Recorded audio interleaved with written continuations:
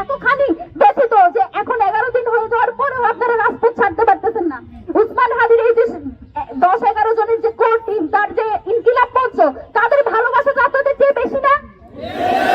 এই মানুষগুলো এখনো পর্যন্ত সরকারকে সব ধরনের সহায়তা করে যাচ্ছে এই এক শর্তে, যাতে যে উদ্দেশ্যে উসমান হাদিকে হত্যা করা হয়েছে দেশকে অস্থিতিশীল করার জন্য, যে আওয়ামী দোসররা ভারতে বসে দেশকে অস্থিতিশীল করার যে ষড়যন্ত্র করছে সেটা যাতে সফল না হয়, সেটা আমরা হতে দিচ্ছি না। মানে এই না যে আমাদের কোনো ঠেকা আছে এই সরকারকে সরকারে এখনো বসে রাখবো আমরা, এইসব কথা চিন্তা করে।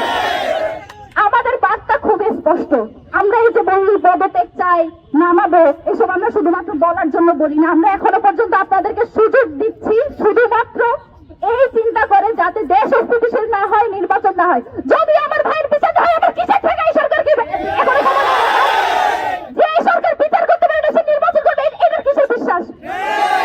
আর আইন উপদেষ্টা, আপনি 90 দিনের কিসের ভুগিচুকি বুঝান? আপনার ক্ষমতা আছে কয়দিন? আপনি তো থাকবেন আর 1 মাস, আপনি 90 দিনে কেমন কথা বলেন? আপনাকে 1 মাসের মধ্যে বিচার কার্য সম্পন্ন করতে হবে। একই সাথে যে খুনিরা শুধুমাত্র সুতার ফয়সাল, সে একেবারে শেষ গুটি, যে শেষ কার্য ঘটিয়েছে, এই ঘটনায় স্পষ্টত রাষ্ট্রের একটা অংশ যারা এখনো পর্যন্ত ভারত এবং আওয়ামী লীগের পারপাস সার্ভ করে, তারা এই কাজ ঘটিয়েছে। তাদেরকে যত দ্রুত সম্ভব, এই যে মিলিটারি ইন্টেলিজেন্স, তাদের কাছে সব তথ্য ছিল। আমার ভাইকে কারা খুন করবে, তারা কিভাবে ছাড়া পেয়েছে, তারা যে ইনকিলাব কালচারাল সেন্টার আসছে, সব তথ্য তাদের কাছে ছিল। তারপরে তারা এই কাণ্ড ঘটতে দিয়েছে। তার দায় তাদেরকে নিয়ে এখনো পর্যন্ত যে আওয়ামী দোসররা এই সব কার্য ঘটাচ্ছে, তাদেরকে অতি দ্রুত গ্রেপ্তার করতে হবে। এই ব্যাপারে কোনো সুশীলতা মানি না। আমরা এখনো পর্যন্ত স্থির আছি। বাংলাদেশের জনগণ মুখিয়ে আছে কখন ইনকিলাব মঞ্চ ঘোষণা দিবে এবং তারা রাজপথে নেমে এসে যা পারে তাই করবে। আমরা সেটা হতে দিচ্ছি না। তার মানে এই না যে আমরা শেষ পর্যন্ত দেখে যাবো যে আপনারা কি করেন। আজকেও বাংলাদেশে বিভিন্ন জায়গায় হত্যা হচ্ছে, বিভিন্ন জায়গায় গুলি করে মানুষকে মেরে ফেলা হচ্ছে। যে সরকার স্থিতিশীল দেশ রাখতে পারছে না, তো স্থিতিশীলতার দোহাই দিয়ে আমরা কি সব আটকে রাখবো? আমার কোনো ঠেকা নাই যে আপনারা আমি সরকারে বসে রাখবো।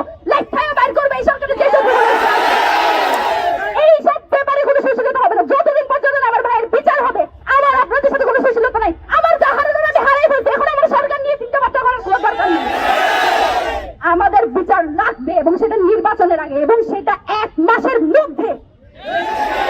এই 1 মাসের মধ্যে বিচার কার্য সম্পাদন করার জন্য 24 ঘন্টা টাইম দিয়েছি।